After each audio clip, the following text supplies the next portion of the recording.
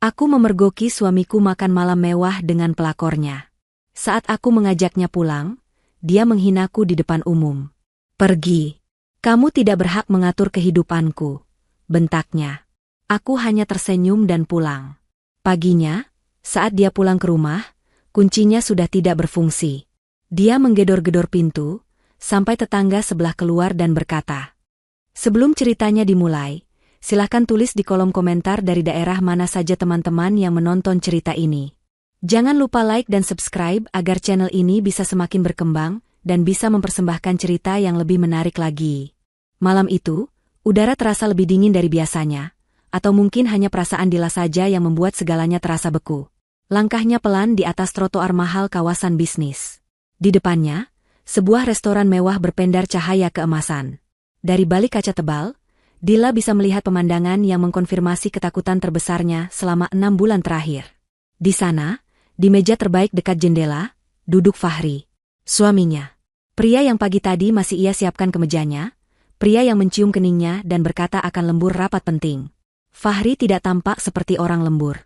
Dia tertawa lepas, tawa yang sudah lama tidak Dila dengar di rumah. Tangannya melingkar santai di bahu seorang wanita. Ranti. Dila kenal wanita itu. Junior Fahri di kantor, yang selalu menatap Dila dengan tatapan meremehkan. Ranti mengenakan gaun merah menyala, terlalu ketat, terlalu terbuka. Di sekeliling mereka ada teman-teman Fahri yang lain. Teman-teman yang juga Dila kenal, yang sering datang ke rumahnya, memuji masakannya, dan bersikap manis padanya.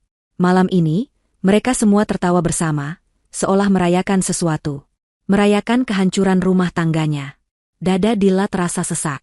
Bukan hanya karena pemandangan itu, tapi karena kemewahan yang ia lihat. Botol sampanye mahal di atas meja, piring-piring berisi makanan yang harganya jutaan. Dila tahu persis berapa gaji Fahri sebagai direktur. Gaji yang tidak akan sanggup membiayai gaya hidup seperti ini setiap minggu. Dila tahu, karena Dila yang membayar semuanya. Fahri adalah direktur utama di perusahaan yang Dila bangun dari nol. Perusahaan teknologi yang ia rintis dengan laptop tua di kamar kosnya dulu. Dila tidak suka sorotan. Dia lebih suka bekerja di balik layar, mengurus strategi dan coding. Fahri, sebaliknya, pandai bicara dan suka pamer. Dila memberinya jabatan itu, memberinya mobil perusahaan, memberinya akses ke rekening perusahaan untuk biaya representasi. Dia tidak pernah menyangka, biaya representasi, itu termasuk wanita lain. Rasa sakit yang tajam menusuk hatinya, namun dengan cepat berubah menjadi sesuatu yang lain. Sesuatu yang dingin dan tenang. Dia sudah cukup menangis di kamar mandi diam-diam. Dia sudah cukup mencurigai noda lipstik di kemeja yang Fahri bilang, ketumpahan saus. Malam ini adalah akhir dari semua keraguan. Dila menarik napas panjang. Dia tidak akan lari. Dia tidak akan menangis. Dia akan masuk ke sana. Dia memantapkan langkahnya, mendorong pintu kaca berat restoran itu. Seorang pelayan berjas rapi segera menghampirinya. "Selamat malam, Ibu. Sudah ada reservasi?" Mata Dila tidak beralih dari meja Fahri. "Saya tamu mereka," ujarnya datar, menunjuk ke arah suaminya. Pelayan itu ragu sejenak, melihat penampilan Dila yang sederhana namun rapi, kontras dengan meja yang penuh kemewahan itu. Tapi Dila sudah melangkah melewatinya. Suara langkah kakinya teredam karpet tebal, namun kehadirannya terasa. Satu persatu, teman-teman Fahri menyadari ada yang datang. Tawa mereka mati. Fahri yang terakhir sadar. Dia sedang menyuapi Ranti sepotong udang ketika dia melihat bayangan di depannya. Matanya membelalak. Wajahnya pucat pasi, lalu berubah merah padam karena marah. "Dila," desisnya. Ranti memandang Dila dari atas ke bawah. Senyum sinis terbit di bibirnya yang merah. "Mas Fahri," suara Dila tenang, tidak bergetar. "Ayo pulang. Ini sudah malam." Dila mengulurkan tangannya, isyarat lembut untuk mengajaknya berdiri. Itu adalah gerakan yang biasa ia lakukan, gerakan seorang istri yang mengingatkan suaminya. Tapi reaksi Fahri jauh dari biasa. Dia melihat sekeliling. Teman-temannya menonton. Ranti menonton. Malu dan egonya meledak bersamaan. "Pla." Fahri menepis tangan Dila dengan kasar. Begitu keras hingga Dila sedikit terhuyung. "Ngapain kamu kesini, wanita jelek, bikin malu saja." Suara Fahri menggelegar di dalam restoran yang tiba-tiba senyap. Semua tamu menoleh. Para pelayan membeku. "Jangan berlagak seolah kau istriku," teriaknya lagi, wajahnya memerah menahan amarah. Kamu itu tidak berhak mengatur kemana dan bersama siapa aku pergi. Hening. Lalu, tawa meledak dari meja itu. Ranti tertawa paling keras, memegang perutnya seolah itu adalah lelucon terlucu yang pernah ia dengar. Teman-teman Fahri ikut tertawa, menutupi mulut mereka, saling menyikut, menikmati pertunjukan. Dilla berdiri tegak. Dia merasakan panas di pipinya, bukan karena tamparan, tapi karena hinaan. Wanita jelek. Kata itu terngiang. Pria yang sama yang dulu memujinya sebagai wanita tercantik, kini meneriakkan kata itu di depan umum. Dilla menatap Fahri. Menatap matanya yang penuh kebencian. Lalu dia menatap Ranti, yang menyandarkan kepalanya dengan manja di bahu Fahri. Alih-alih menangis atau berteriak balik, Dilla melakukan sesuatu yang tidak terduga. Dia tersenyum. Senyuman tipis, tenang, namun penuh arti. Senyuman itu membuat tawa Ranti berhenti. Senyuman itu membuat Fahri bingung. Iya, kamu benar, Mas, kata Dilla pelan, suaranya tetap jelas terdengar. Kita sudah tidak bersama lagi. Fahri terdiam. Dia mengharapkan drama. Dia mengharapkan air mata. Dia tidak mengharapkan ketenangan ini. Dilla tidak berkata apa-apa lagi. Dia berbalik. Punggungnya lurus, langkahnya mantap. Jilbabnya berkibar sedikit saat dia berjalan melewati meja-meja lain. Dia tidak menoleh ke belakang. Dia berjalan keluar dari restoran itu, meninggalkan suaminya yang masih bingung, selingkuhannya yang merasa menang, dan teman-teman mereka yang kini saling berbisik. Saat pintu kaca itu tertutup di belakangnya, Dilla tahu satu hal. Ini bukan akhir. Ini adalah awal dari perhitungan. Begitu pintu mobilnya tertutup, benteng pertahanan Dilla runtuh. Tapi hanya untuk 3 detik. Air mata yang sejak tadi ia tahan, akhirnya jatuh. Namun, bukan air mata kesedihan seorang wanita yang patah hati. Itu adalah air mata amarah. Air mata seorang pejuang yang baru saja diludahi di medan perang. Dia memukul setir mobilnya. Sekali. Keras. Wanita jelek. Desisnya pada dirinya sendiri. Tidak berhak. Bayangan tawa Ranti dan tatapan menghina teman-teman Fahri berputar di kepalanya. Dia menyalakan mesin mobil. Dia tidak pulang untuk menangis di bawah selimut. Dia pulang untuk bekerja. Sepanjang perjalanan, otaknya bekerja cepat. Jauh lebih cepat dari laju mobilnya di jalanan yang sepi. Senyuman di restoran tadi bukan gertakan. Itu adalah janji. Janji bahwa Fahri baru saja membuat kesalahan terbesar dalam hidupnya. Fahri telah menghina wanita yang memegang kunci brankas. Dilla sampai di rumah besar mereka. Rumah yang ia beli tunai dari bonus proyek besar pertamanya. Rumah yang Fahri pamerkan seolah itu hasil kerjanya. Rumah itu terasa dingin dan kosong. Tapi malam ini, kekosongan itu terasa melegakan. Dia meletakkan tasnya, tidak menyalakan lampu ruang tamu. Dia langsung menuju ruang kerjanya. Ruang kerja yang selalu Fahri hindari, karena penuh dengan buku-buku tebal dan papan tulis yang membuat pusing. Dilla duduk di kursinya. Dia tidak mengemasi barang. Dia meraih ponselnya. Telepon pertama adalah kepada pengacara keluarganya, seorang pria bijak yang sudah ia kenal lama. Halo, Pak Harto? Maaf mengganggu malam-malam. Ini Dilla. Terdengar suara kaget di seberang. Mbak Dilla? Ada apa? Tumben. Saya mau gugat cerai Fahri. Segera. Kalau bisa, besok pagi suratnya sudah siap. Hening sejenak. Apa Mbak Dilla yakin? Apa yang terjadi? Fahri berselingkuh. Saya memergokinya malam ini. Dia mempermalukan saya di depan umum. Suara Dilla datar, tanpa emosi. Saya mau prosesnya cepat. Dan tolong, bekukan semua rekening bersama dan kartu kredit atas nama dia yang terhubung ke perusahaan. Segera. Malam ini juga. Baik, Mbak. Soal aset bagaimana? Pembagian harta? Tidak ada pembagian, potong Dilla. Bapak ingat perjanjian pranikah kita? Dan tuh. Saya ingat, potong Pak Harto. Rumah atas nama Mbak Dilla, harta bawaan. Perusahaan PT Jaya Digital, 95% saham atas nama Mbak Dilla. Fahri hanya pemegang saham 5%, itu pun hadiah dari Mbak. Tepat, kata Dilla. Dia tidak punya apa-apa. Saya mau dia keluar dari rumah saya dan perusahaan saya. Saya urus segera, Mbak Dilla. Besok pagi tim saya akan bergerak. Telepon ditutup. Dilla menarik napas. Satu selesai. Telepon kedua adalah ke nomor yang ia simpan sebagai jasa angkut 24 jam. Selamat malam. Saya Dila. Saya butuh jasa pindahan barang. Dini hari ini, pukul 3 pagi. Pukul 3 pagi, Bu? Suara di seberang terdengar ragu. Ya. Saya bayar 4 kali lipat dari harga normal. Tunai. Saya mau semua barang pria di kamar utama, ruang kerja depan, dan semua koleksi jam tangan serta sepatu di lemari pajangan, diangkut keluar.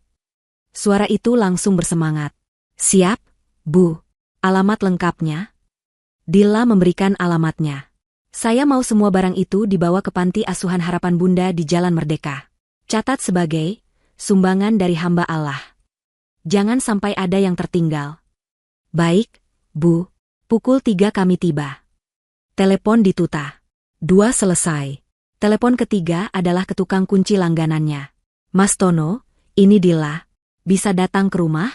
Jam 5 pagi. Sebelum subuh. Siap, Bu Dila. Ada masalah? Ganti semua kunci di rumah saya. Pintu depan, pintu belakang, pintu garasi, gerbang. Semuanya. Saya mau yang terbaik, yang tidak bisa diduplikat sembarangan. Beres, Bu. Jam 5 saya di sana. 3 selesai. Dila bersandar di kursinya. Dia merasa lelah, tapi juga lega. Ini baru langkah pertama. Dia kemudian bangkit, berjalan ke dinding di belakang meja kerjanya. Di sana tergantung sebuah lukisan kaligrafi besar. Dila menggeser lukisan itu. Di baliknya, sebuah brankas tanam digital. Dia memasukkan sandinya. Bukan tanggal pernikahan mereka. Bukan tanggal ulang tahun Fahri. Sandinya adalah tanggal dia mendirikan perusahaan ini seorang diri. Pintu brankas terbuka pelan. Di dalamnya, tertata rapi dokumen-dokumen yang menjadi sumber kekuatannya. Dia mengeluarkannya satu persatu. Pertama, sertifikat hak milik rumah ini. Jelas tertulis, pemegang hak, Dila Putri. Kedua, akta pendirian perusahaan PT Jaya Digital. Pemegang saham mayoritas, 950 lembar, Dila Putri. Pemegang saham minoritas, 50 lembar, Fahri Wijaya. Ketiga, tumpukan berkas rekening bank. Bukan rekening bersama yang Fahri pegang. Ini adalah rekening pribadi Dila, rekening perusahaan yang utama. Rekening tempat semua keuntungan besar proyek-proyeknya mengalir. Rekening yang Fahri bahkan tidak tahu ada. Dila menatap dokumen-dokumen itu. Inilah hidupnya. Inilah hasil kerja kerasnya. Hasil dari malam-malam tanpa tidur, dari proposal yang ditolak, dari negosiasi alot. Dan Fahri, pria yang ia percayai untuk menjadi wajah perusahaan, pria yang ia biarkan menikmati kemewahan dari hasil keringatnya, baru saja menyebutnya wanita jelek. Dila tersenyum dingin. Dia meraih laptopnya. Dia membuka akses sistem keuangan perusahaan. Dia melihat tagihan kartu kredit perusahaan yang dipegang Fahri. Restoran mewah malam ini, toko perhiasan minggu lalu, butik desainer 3 hari yang lalu, hotel bintang 5 akhir pekan kemarin. Semua bukti itu ia simpan. Lalu, dengan satu klik, dia menekan tombol blokir permanen untuk semua kartu atas nama Fahri. Dia juga memindahkan sisa dana dari rekening bersama ke rekening pribadinya, menyisakan saldo 0 rupiah. Jam di dinding menunjukkan pukul 2 pagi. Dila bangkit.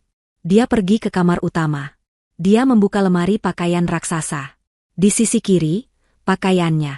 Di sisi kanan, puluhan setelan jas mahal, kemeja impor, dan dasi sutra milik Fahri. Dia mulai bekerja. Dia mengeluarkan semua pakaian Fahri, melemparkannya ke lantai. Dia mengambil 3 koper terbesar. Dia tidak sedang mengemasi barang Fahri. Dia hanya mengumpulkan barang-barang yang ingin dia sumbangkan.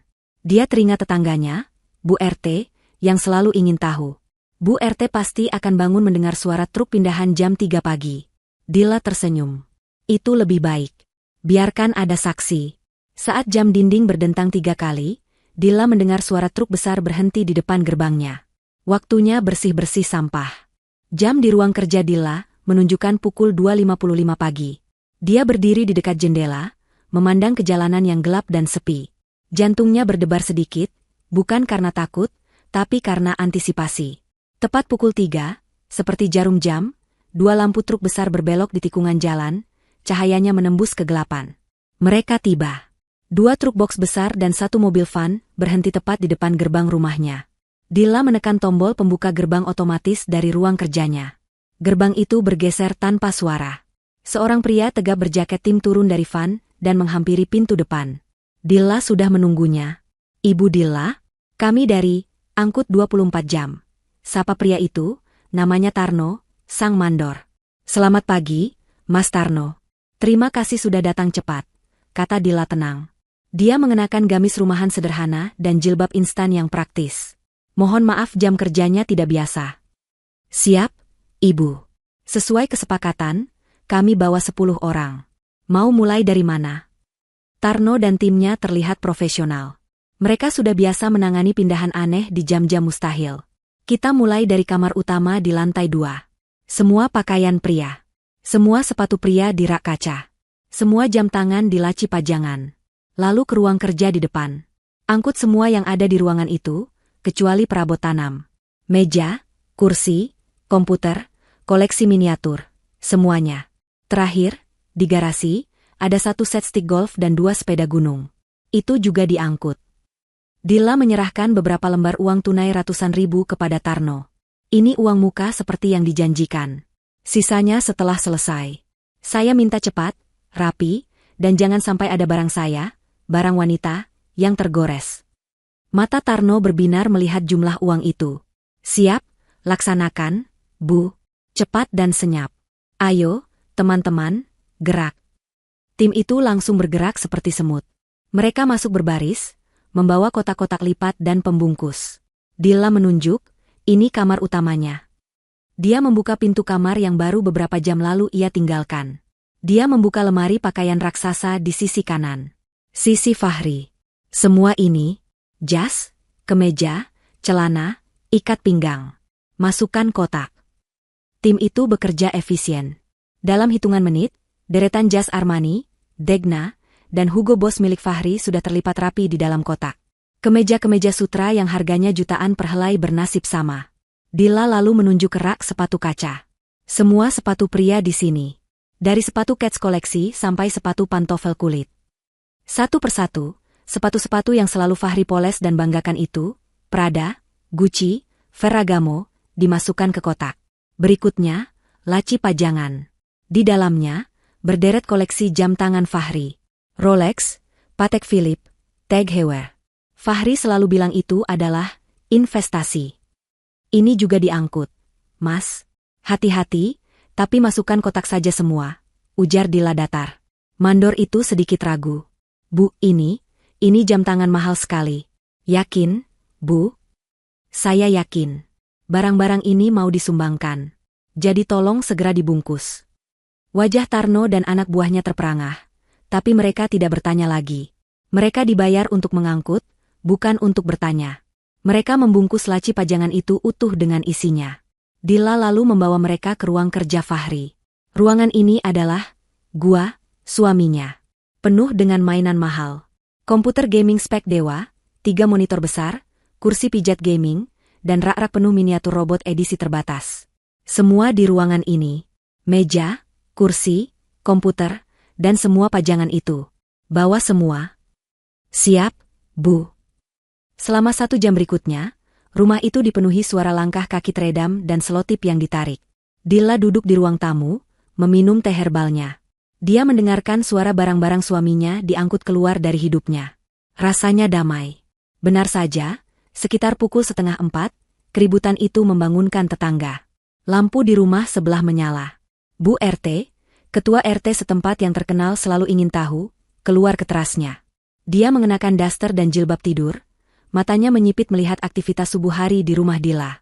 Mbak Dilla, panggilnya, suaranya serak khas orang bangun tidur.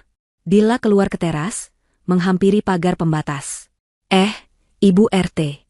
Maaf ya, jadi berisik. Mengganggu tidurnya.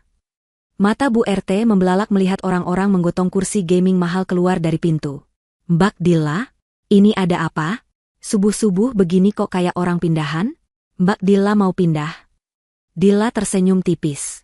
Senyum yang sama seperti di restoran. Tenang dan penuh kendali. Oh, enggak Ibu. Saya tetap di sini, jawabnya lembut. Ini, saya lagi bersih-bersih sampah, Bu. Bu RT mengerutkan kening. Sampah? Tapi itu, bukannya itu barang-barangnya Mas Fahri? Itu, kan barang-barang mahal semua yang diangkut tadi. Dilla mengangguk. Betul, Bu. Tapi barang kalau sudah tidak ada gunanya, semahal apapun namanya tetap sampah, Bu. Cuma menuh-menuhin rumah. Bikin penyakit. Bu RT terdiam. Otaknya yang cerdas langsung menghubungkan titik-titik. Dia tahu gosip soal Fahri sudah lama beredar. Dia melihat Dilla, lalu melihat truk yang hampir penuh. Ya ampun, Mbak jadi? Saya mau rumah ini lebih sehat, Bu, kata Dilla memotong. Oh ya, Bu RT, sekalian saya mau kasih tahu. Mulai besok, Mas Fahri sudah tidak tinggal di sini lagi. Jadi kalau ada apa-apa, Ibu bisa langsung hubungi saya saja. Bu RT menutup mulutnya. Ini berita besar. Baik, Mbak Dilla. Saya prihatin, ya. Tidak apa-apa, Bu. Justru saya lega. Permisi ya, Bu. Saya mau lanjut bersih-bersih. Dilla tersenyum, lalu kembali masuk ke dalam. Pukul 4.30, Tarno melapor. Sudah beres semua, Bu. Truk sudah penuh. Sesuai instruksi, langsung kami antar ke panti asuhan Harapan Bunda. Terima kasih, Mas Tarno. Ini sisa bayarannya, dan ini ada bonus untuk tim Mas. Tolong pastikan sampai di panti sebelum subuh. Pasti, Bu. Terima kasih banyak. Kami permisi. 2 truk dan van itu melaju pelan, menghilang di kegelapan pagi, membawa serta semua jejak Fahri dari rumah itu. Rumah itu terasa lebih luas. Lebih lengang. Tepat pukul 5 pagi, bel berbunyi. Kali ini, tukang kunci, Mas Tono, datang dengan tas peralatannya. Pagi, Bu Dilla. Wah, subuh sekali, sapanya ramah. Pagi, Mas Tono. Silakan masuk. Ini, ganti semua. Gerbang depan, pintu utama, pintu garasi, pintu belakang. Saya mau pakai kunci master yang paling aman. Siap, Bu. Ini saya bawa yang seri titanium. Anti bor, anti duplikat, ujar Tono sambil mulai bekerja. Saat suara azan subuh mulai terdengar, Mas Tono selesai. Sudah beres semua, Bu Dilla. Ini kuncinya. Hanya ada 3 set. Aman. Terima kasih, Mas. Setelah membayar Mas Tono, Dilla menutup pintu. Dia menguncinya. Suara, klik, dari kunci baru itu terdengar begitu memuaskan. Dia mengambil wudu. Di atas sajadahnya, Dilla menunaikan salat subuh. Dia tidak menangis. Dia berdoa. Dia bersyukur atas kekuatan yang diberikan padanya. Dia merasa ringan. Rumah ini, hidupnya, telah ia bersihkan dari kotoran. Selesai berdoa, Dilla tidak tidur. Dia membuka laptopnya, memeriksa email. Benar saja, email dari Pak Harto, pengacaranya, sudah masuk. Pagi, Mbak Dilla. Semua rekening dan kartu atas nama Fahri Wijaya sudah dibekukan permanen per pukul 1.30 dini hari. Gugatan cerai dan surat pemecatan resmi dari Dewan Direksi PT Jaya Digital akan dikirimkan pagi ini pukul 8. Selamat pagi. Dilla tersenyum. Dia membuat secangkir teh hijau, duduk di sofa ruang tamu yang sekarang terasa lebih lega. Dia menunggu matahari terbit. Dia menunggu suaminya, atau lebih tepatnya, mantan suaminya, pulang. Pukul 7:15 menit. Sebuah taksi online berhenti tepat di depan gerbang rumah Dilla. Fahri keluar dari kursi penumpang. Kemejanya kusut, rambutnya acak-acakan, dan bau alkohol masih samar-samar tercium dari napasnya. Wajahnya angkuh seperti biasa, meski sedikit lelah. Dia menghabiskan malam di apartemen Ranti. Setelah Dilla pergi, suasana pesta sempat canggung, tapi Ranti dan teman-temannya berhasil meyakinkan Fahri bahwa Dilla hanya cari perhatian. Mereka lanjut minum dan tertawa, mengejek wanita kampung yang baru saja mereka usir. Ranti membisikinya bahwa sekaranglah saatnya Fahri menceraikan Dilla dan mengambil alih semua asetnya. Fahri setuju. Dia merasa berkuasa. Dia pulang pagi ini dengan satu tujuan, mengusir Dilla dari rumahnya. Dia akan memberi wanita itu pelajaran. Dia berjalan santai ke gerbang, merogoh saku celananya, dan mengeluarkan gantungan kunci mewahnya. Dia memasukkan kunci gerbang ke lubangnya. Kunci itu tidak mau masuk sepenuhnya. Dia mengerutkan kening. Dia mencoba lagi, mendorongnya. Tetap tidak bisa. Sialan, gumamnya. Pasti dirusak sama Dilla. Dia menekan bel di dinding. Sekali, 2 kali, 3 kali. Menekannya lama dan agresif. Dilla, buka. Dilla. Tidak ada jawaban. Rumah itu sunyi. Fahri mulai marah. Dia bergeser ke pintu depan khusus pejalan kaki, yang terpisah dari gerbang utama. Dia memasukkan kunci rumahnya. Lagi-lagi, kunci itu tidak masuk. Dia melihat lubang kuncinya. Berbeda. Kelihatannya baru. Dia ganti kunci. Fahri tidak percaya. Berani sekali dia. Dia mulai menggedor-gedor gerbang besi itu dengan kepalan tangannya. Dila, buka pintunya. Jangan kurang ajar kamu ya. Buka atau saya dobrak. Suaranya yang keras memecah keheningan pagi di komplek perumahan elit itu. Tirai di beberapa rumah tetangga sedikit tersingkap. Aktivitas itu tentu saja tidak luput dari perhatian Bu RT. Pintu rumah sebelah terbuka, dan Bu RT keluar. Kali ini dia sudah rapi, mengenakan jilbab dan daster batik, membawa sapu lidi. Dia pura-pura mulai menyapu terasnya yang sudah bersih, matanya melirik tajam ke arah Fahri. Loh, Mas Fahri, kok ribut-ribut? Pagi-pagi sudah teriak-teriak. Sapa Bu RT, nadanya datar tapi penuh selidik. Fahri menoleh, wajahnya merah padam antara malu dan marah. Bu RT, si Dila gila. Dia kunci saya di luar. Dia ganti semua kunci. Tolong panggilin dia, Bu. Bilang suaminya pulang. Bu RT meletakkan sapunya. Dia berjalan pelan mendekati pagarnya, menatap Fahri dengan ekspresi yang sulit diartikan. Aduh, Mas Fahri, panggil Mbak Dila? Gimana ceritanya? Kayaknya ada salah paham besar ini. Nggak ada salah paham. Dia istri saya, dia harus bukain pintu. Dila. Fahri menggedor gerbang lagi, lebih keras. Bu RT menggelengkan kepalanya pelan, seolah prihatin. Mas Fahri, lebih baik jangan teriak-teriak. Malu didengar tetangga lain. Saya nggak peduli. Dia harus. Mas Fahri, potong Bu RT, suaranya kini lebih serius. Bukannya semalam Mbak Dila bilang Mas Fahri sudah tidak tinggal di sini lagi. Fahri membeku. Tangan yang terangkat untuk menggedor, berhenti di udara. Apa? Apa maksud ibu? Loh, Mas Fahri beneran gak tahu? Bu RT memasang tampang kaget. Kirain saya Mas Fahri sudah tahu dan setuju. Tadi subuh, Mas. Jam 3 pagi. Ada 2 truk besar datang ke sini. Rasa dingin yang aneh mulai menjalar di punggung Fahri, mengalahkan sisa alkohol di tubuhnya. Truk? Truk apa? Truk pindahan, Mas. Mbak Dila ngangkatin semua barang-barangnya Mas Fahri. Saya lihat sendiri. Mata Fahri membelalak. Barang-barang apa? Ya semua, Mas. Dari lantai atas, baju-baju jas yang mahal-mahal itu, koper-koper, sepatu yang banyak di rak kaca itu. Terus dari ruang kerja Mas Fahri yang di depan, komputer besar, kursi main itu, kursi apa namanya yang kayak di mobil balap itu. Semuanya diangkut. Mas, bersih. Wajah Fahri pucat pasi. Dibawa kemana?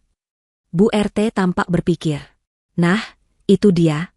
Tadi saya sempat dengar obrolan Mbak Dila sama mandornya. Katanya.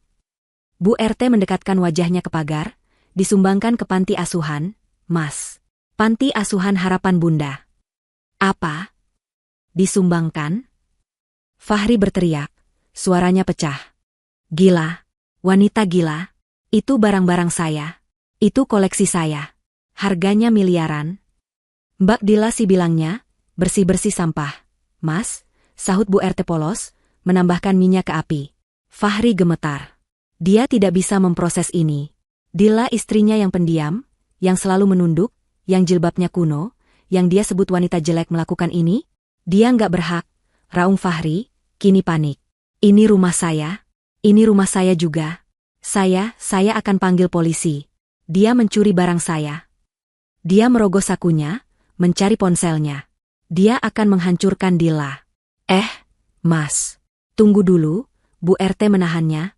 Soal itu, kayaknya Mas Fahri juga salah. Salah apa lagi? Mbak Dila itu titip pesan buat saya. Katanya kalau Mas Fahri datang dan bikin ribut, saya disuruh bilangin sesuatu. Pesan apa? Bentak Fahri. Katanya, Mas Fahri jangan ngaku-ngaku ini rumahnya Mas Fahri lagi. Rumah ini sertifikatnya atas nama Mbak Dila. Murni harta bawaan beliau sebelum nikah. Jadi, Mas Fahri maaf-maaf, ya sudah tidak punya hak apa-apa lagi di sini. Dunia Fahri serasa runtuh. Harta bawaan? Dia ingat Dila pernah bilang rumah ini dibeli sebelum mereka menikah. Tapi dia tidak pernah peduli. Dia pikir, apa yang punya Dila otomatis jadi miliknya. Dan katanya Mbak Dila, lanjut Bu RT, seolah tidak tega, surat gugatan cerai juga sudah diurus pengacaranya pagi ini. Cerai, rumah, barang-barangnya. Fahri bersandar di pilar gerbang. Kakinya lemas. Dia menatap rumah megah di depannya. Rumah yang selalu dia banggakan di depan Ranti dan teman-temannya sebagai bukti kesuksesannya. Ponselnya ada di tangannya. Dia harus bertindak. Dia menekan nomor Dila. Nomor yang Anda tuju, diblokir. Sialan, dia menelepon kantor. Dia akan perintahkan asistennya untuk. Ponselnya berdering sekali, lalu panggilannya ditolak. Ditolak? Asistennya berani menolak panggilannya? Dia mencoba lagi. Ditolak lagi. Kemarahan baru muncul. Dia akan bekukan kartu kredit Dila. Dia yang pegang kendali keuangan. Dia membuka aplikasi M-Banking. Dia mencoba login ke rekening bersama. Username atau password salah. Dia mencoba lagi. Username atau password salah. Dia mencoba fitur lupa password. Akun Anda diblokir. Silakan hubungi bank. Arg. Fahri hampir melempar ponselnya. Dia menelepon call center bank. Selamat pagi, dengan Bank Sentosa, ada yang bisa dibantu? Saya Fahri Wijaya. Saya tidak bisa akses rekening saya. Rekening perusahaan PT Jaya Digital. Mohon tunggu, Pak Fahri. Ya.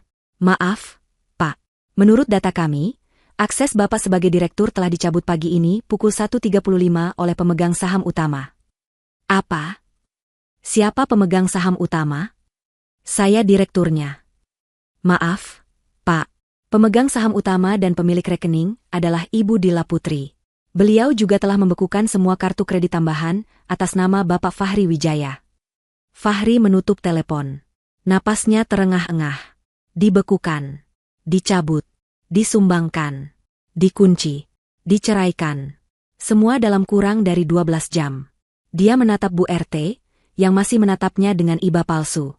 Mas Fahri kayaknya syok berat. Ya, mau saya buatkan teh hangat dulu di rumah saya. Fahri tidak menjawab. Dia merasa mual. Dia berbalik, berjalan terhuyung-huyung menjauhi rumah itu. Dia tidak punya uang tunai. Taksi online tadi dia bayar pakai apa? Dia merogoh sakunya. Kosong. Dia ingat dompetnya, tertinggal di mobil. Mobil perusahaan. Mobil yang kuncinya juga pasti sudah diambil Dila. Dia sendirian. Terkunci di luar. Tanpa uang. Tanpa barang. Dia harus ke suatu tempat. Satu-satunya orang yang bisa membantunya. Dia mulai berjalan kaki, tujuannya satu, apartemen Ranti. Dia akan meminjam uang Ranti. Dan bersama, mereka akan balas dendam pada Dila. Dia belum sadar, mimpi buruknya baru saja dimulai. Fahri berjalan. Kakinya yang biasa menginjak pedal gas mobil sport mewah kini menginjak trotoar yang retak dan berdebu. Dia sudah berjalan kaki hampir 2 kilometer dari komplek rumahnya. Matahari pagi mulai terasa menyengat, membuat kemeja kusutnya semakin lepek oleh keringat. Wajahnya memerah, bukan hanya karena panas, tapi karena campuran amarah dan rasa malu yang luar biasa. Setiap klakson motor yang lewat terasa seperti ejekan. Orang-orang di warung kopi pinggir jalan menatapnya. Pria berjas mahal, tapi berjalan kaki dengan wajah kacau di jam kerja. Fahri menunduk, berusaha mempercepat langkah. Apartemen Ranti masih 8 kilometer lagi. Dia tidak mungkin berjalan kaki sampai sana. Dia masih tidak percaya. Dila, istrinya yang pendiam itu. Wanita berhijab yang selalu menunduk jika diajak bicara, yang dianggapnya bodoh dan penurut.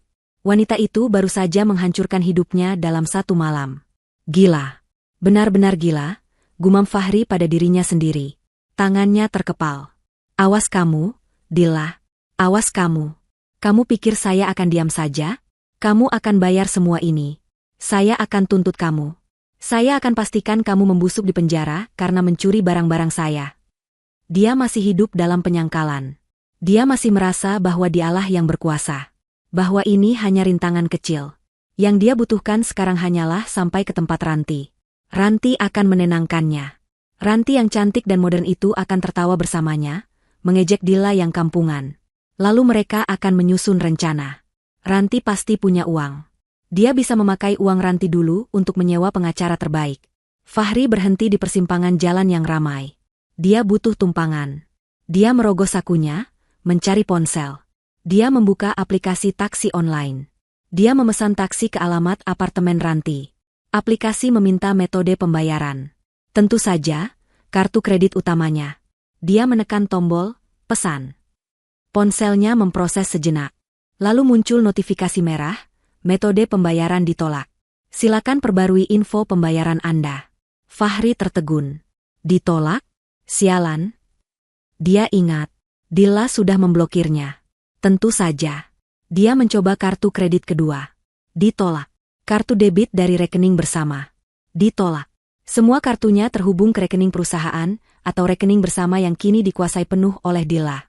Rasa panik yang dingin mulai menjalar, lebih dingin dari keringat di punggungnya. Dia benar-benar tidak punya uang. Sama sekali. Dia melihat sekeliling dengan putus asa. Di seberang jalan, di bawah pohon rindang, beberapa pengemudi ojek pangkalan sedang mangkal, merokok dan mengobrol. Fahri memandang mereka dengan jijik. Dia, Fahri Wijaya, Direktur Utama PT Jaya Digital, harus naik ojek? Dia tidak punya pilihan. Dengan menelan ludah dan harga dirinya, Fahri menyeberang jalan. Para pengemudi ojek itu menatapnya dengan heran. "Pak," kata Fahri, berusaha menjaga suaranya tetap berwibawa, "bisa antar saya ke apartemen Mutiara di Jalan Sudirman?" Seorang bapak tua dengan jaket hijau kusam menatapnya. "Apartemen Mutiara? Wah, jauh itu, Mas. Sejam baru sampai kalau macet.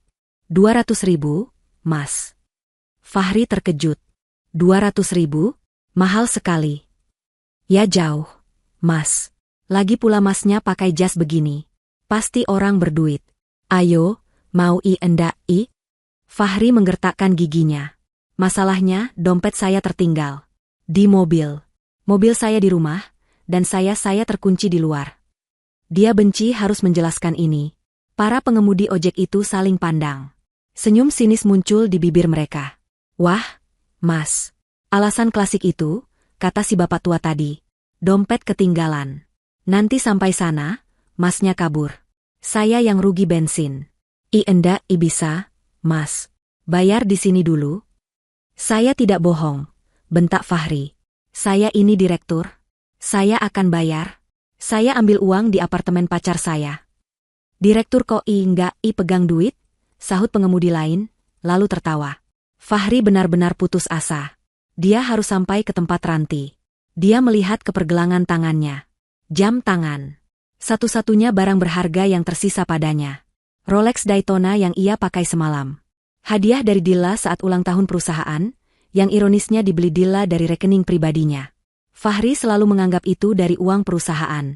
Tanpa pikir panjang, Fahri melepas jam tangan itu. "Ini. Bapak lihat ini." Dia menyodorkan jam tangan itu ke depan wajah si bapak ojek. "Ini jam tangan Rolex asli. Harganya lebih dari 200 juta. Bapak pegang ini sebagai jaminan. Antar saya ke apartemen Mutiara. Nanti di sana, saya akan kasih Bapak 1 juta tunai. Uang ojeknya 200.000, sisanya 800.000 buat Bapak. Dan Bapak kembalikan jam ini. Bagaimana?" Mata bapak ojek itu membelalak. Dia mengambil jam itu, membolak-baliknya. Terasa berat dan kokoh. Dia bukan ahli, tapi dia tahu ini barang asli. 1 juta? Dia bisa libur seminggu. Mas ini endak lagi mabuk, kan?" "Saya tidak mabuk. Saya hanya perlu ke sana sekarang juga." "Mau atau tidak?" teriak Fahri, kehilangan kesabaran. Mau, Mas. Mau. Ayo, Mas. Naik." Bapak ojek itu buru-buru menyalakan motornya, menyimpan Rolex itu di saku dadanya yang beritsleting. Fahri naik ke jok belakang motor Honda tua yang bergetar hebat. Perjalanan itu adalah neraka. Fahri, dengan setelan jas mahalnya, kini duduk di belakang ojek, memeluk tas helm yang bau apek. Asap knalpot dari Metro Mini di depan mereka menerpa wajahnya. Panas mesin motor terasa menembus celana kainnya. Setiap kali motor itu berhenti di lampu merah, orang-orang di mobil sebelahnya menatapnya. Tatapan mereka seolah bertanya, kasihan, atau mengejek. Fahri memejamkan mata. Kemarahannya pada Dilla sudah mencapai ubun-ubun. Ini penghinaan terbesar dalam hidupnya. Dilla telah membuatnya terlihat seperti gelandangan. "Dia akan membayar ini," desis Fahri di balik helm yang kebesaran. "Dia akan bersujud di kaki saya. Saya akan pastikan itu." Setelah hampir 1 jam yang terasa seperti selamanya, motor itu akhirnya memasuki kawasan Jalan Sudirman. Tapi motor itu tidak berbelok ke komplek apartemen mewah yang biasa Fahri datangi untuk urusan bisnis. Motor itu masuk ke sebuah jalan kecil di belakang gedung-gedung pencakar langit. Ini alamatnya, Mas. Apartemen Mutiara, kata Bapak ojek. Fahri turun. Dia menatap gedung di depannya. Ini bukan apartemen mewah. Ini apartemen kelas menengah ke bawah. Catnya kusam di beberapa tempat. Lobinya kecil. Ini? Kamu yakin ini apartemen Mutiara? Tanya Fahri, bingung. Iya, Mas. Yang di Jalan Sudirman ya ini. Kalau yang mewah itu namanya Mutiara Residence. Di depannya lagi. Alamat Mas tadi Mutiara Apartemen. Fahri memeriksa ulang aplikasi ojeknya. Benar. Ranti memberinya alamat ini. Kenapa? Mas, uangnya? Tagih si Bapak ojek. Tunggu di sini. Jangan kemana-mana, perintah Fahri. Dia masuk ke lobi kecil itu. Seorang resepsionis wanita muda sedang bermain ponsel. Saya tamu Ranti. Unit 1208, kata Fahri. Resepsionis itu menatapnya. Ranti? Oh, Mbak Ranti. Silakan, Mas. Tunggu. Saya butuh bantuan kamu. Dompet saya tertinggal. Saya perlu bayar ojek di luar. Saya pinjam uang kamu dulu 1 juta. Nanti saya ganti. Saya Fahri, pacarnya Ranti. Resepsionis itu menatapnya curiga. Pinjam 1 juta. Pak? Maaf, Pak. Saya enggak bisa. Saya tidak minta. Saya pinjam. Ini. Fahri sudah di puncak emosinya. Dia melihat kartu identitas perusahaannya yang masih menggantung di lehernya, sisa dari hari kerja kemarin. Dia melepasnya dengan kasar. Ini kartu direktur saya. Kamu pegang ini. Jaminan. Kasih saya 1 juta. Resepsionis itu kaget melihat kartu bertuliskan, Direktur Utama. Dia ragu, tapi takut. Dia akhirnya membuka lacinya. Saya cuma ada 800.000, Pak. Uang kas. Bawa sini semua, bentak Fahri. Dia mengambil uang itu, berlari keluar. Pak, ini uangnya. Bapak ojek menghitungnya. Loh, Mas. Katanya 1 juta. Ini 800. Jam tangan saya itu harganya 200 juta. Ambil saja uang itu dan kembalikan jam saya. Bapak ojek itu berpikir. 800.000 untuk 1 jam kerja. Dia tersenyum. Ya sudah, Mas. Ini jamnya. Terima kasih. Ya, Mas. Bapak ojek itu mengambil uangnya, mengembalikan Rolex itu, dan segera tancap gas sebelum Fahri berubah pikiran. Fahri kembali ke lobi, membanting sisa uang 200.000 ke meja resepsionis. Bayaran ojeknya. Itu kembaliannya. Mana kartu saya? Resepsionis itu menyerahkan kartu identitas Fahri dengan tangan gemetar. Fahri menyambarnya dan langsung menuju lift, menekan tombol 12 dengan kasar. Dia tidak peduli lagi soal apartemen yang jelek. Dia tidak peduli soal ojek. Yang dia tahu, dia akan bertemu Ranti. Dia akan memeluk Ranti. Dan mereka akan mulai merencanakan kehancuran Dilla. Dia siap untuk dikasihani, dipeluk, dan dibela. Lift berdenting. Pintu terbuka di lantai 12. Koridornya sempit dan berbau sedikit apek. Dia berjalan cepat ke unit 1208. Dia memencet bel berkali-kali, lalu menggedor pintu. Ranti, sayang, buka. Ini aku, Fahri, cepat buka. Pintu unit 1208 terbuka setelah beberapa gedoran keras. Sosok Ranti muncul di baliknya. Tapi ini bukan Ranti yang Fahri lihat semalam. Semalam, Ranti adalah Dewi dalam balutan gaun merah menyala, dengan rambut tergerai sempurna dan riasan wajah profesional. Pagi ini, Ranti yang membukakan pintu adalah wanita yang berbeda. Dia mengenakan daster tipis bermotif bunga yang sudah kusam, warnanya pudar di beberapa bagian. Rambutnya acak-acakan, diikat sekenanya. Wajahnya polos tanpa riasan, memperlihatkan lingkaran hitam di bawah matanya dan beberapa bekas jerawat. Dia tampak lelah dan jauh lebih tua.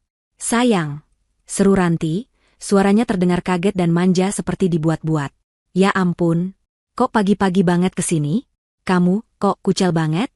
Kamu enggak, pulang semalam. Fahri tidak menjawab. Dia mendorong pintu, melangkah masuk melewati Ranti. Dan dia membeku. Apartemen itu, Fahri menatap sekeliling dengan mata terbelalak. Dia mengharapkan interior mewah yang sering Ranti ceritakan. Dia mengharapkan sofa kulit, TV layar datar 80 inci, dan pemandangan kota yang menakjubkan. Yang dia dapatkan adalah studio sempit. Sangat sempit. Ruangan itu adalah kamar tidur, ruang tamu, dan dapur dalam satu tempat. Di sudut, ada kasur di lantai tanpa ranjang, hanya ditutupi sprei kusut. Di seberangnya ada sofa kecil yang penuh tumpukan baju. Wastafel dapur kecil di pojok ruangan penuh dengan piring kotor bekas makan mie instan. Baju-baju dalam bergelantungan di jemuran lipat di dekat jendela. Ruangan itu berbau campuran antara parfum murah dan sisa makanan. Tas-tas bermerek yang selalu Ranti tenteng, tergeletak di lantai. Dari dekat, Fahri baru sadar. Jahitannya terlihat kasar. Itu barang palsu. Semuanya KW. Ini apartemen kamu? Suara Fahri serak. Kamu bilang kamu tinggal di tower eksekutif. Ranti tertawa gugup, menutup pintu dan memeluk Fahri dari belakang. Ya ampun, sayang. Ini apartemen transit aku aja. Kan aku pernah bilang. Yang satu lagi direnovasi besar-besaran. Udah kamu kenapa sih tegang banget? Sini duduk dulu. Dia mencoba menarik Fahri ke sofa, tapi Fahri menepis tangannya. Dia berbalik menghadap Ranti. Wajahnya penuh amarah yang tertahan. Gila, Ran? Fahri meledak. Dia tidak bisa menahannya lagi. Gila? Ranti mengerutkan kening. Dia gila. Dia mengusirku dari rumah. Dia ganti semua kunci. Aku pulang pagi ini, gerbangnya enggak bisa dibuka. Ranti menutup mulutnya. Apa? Serius kamu? Serius? Teriak Fahri. Dan bukan cuma itu. Dia mengangkut semua barangku. Semua bajuku, koleksi jam tanganku, stick golfku. Semuanya. Dia bilang ke Bu RT, tetangga sebelah, kalau barang-barang itu disumbangkan ke panti asuhan. Gila. Itu barang miliaran, Ran. Fahri berjalan mondar-mandir di ruangan sempit itu, seperti harimau dalam kandang. Dan dia memblokir semuanya. Rekeningku, kartu kreditku, semuanya ditolak. Aku enggak bisa akses uang perusahaan. Aku kesini, kamu tahu aku kesini naik apa? Naik ojek. Aku harus jaminin Rolexku ke tukang ojek. Gara-gara perempuan jilbab sialan itu. Fahri berhenti, napasnya terengah-engah. Dia menatap Ranti, mencari simpati, mencari dukungan. Tapi enggak apa-apa, katanya, mencoba menenangkan diri. Dia pikir dia bisa menang. Kita ke pengacaraku sekarang. Kita tuntut dia. Kita ambil alih perusahaan itu. Perusahaan itu punyaku. Dia memegang bahu Ranti. Kamu punya uang tunai, kan, sayang? Kita pakai uang kamu dulu. Buat bayar pengacara. Nanti aku ganti 10 kali lipat. Kita hancurkan Dilla. Ranti terdiam. Ekspresi kaget dan manja di wajahnya perlahan luntur. Wajah aslinya muncul. Wajah yang dingin, penuh perhitungan. Dia tidak membalas pelukan Fahri. Dia melepaskan diri dari pegangan Fahri dan melipat tangan di depan dada. Tunggu dulu, kata Ranti, suaranya datar. Aku mau jelasin sesuatu.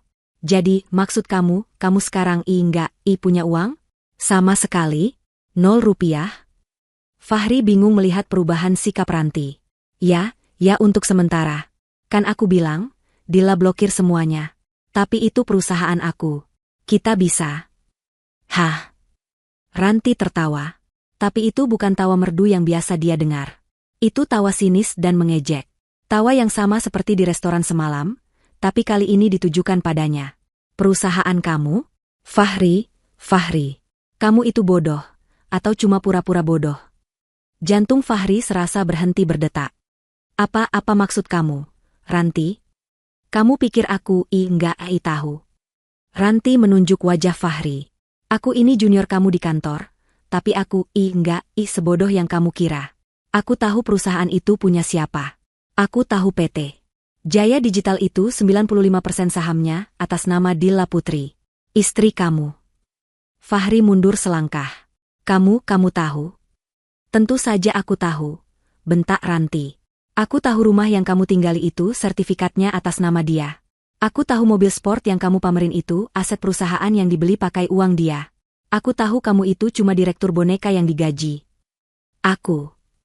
Fahri tidak bisa bicara.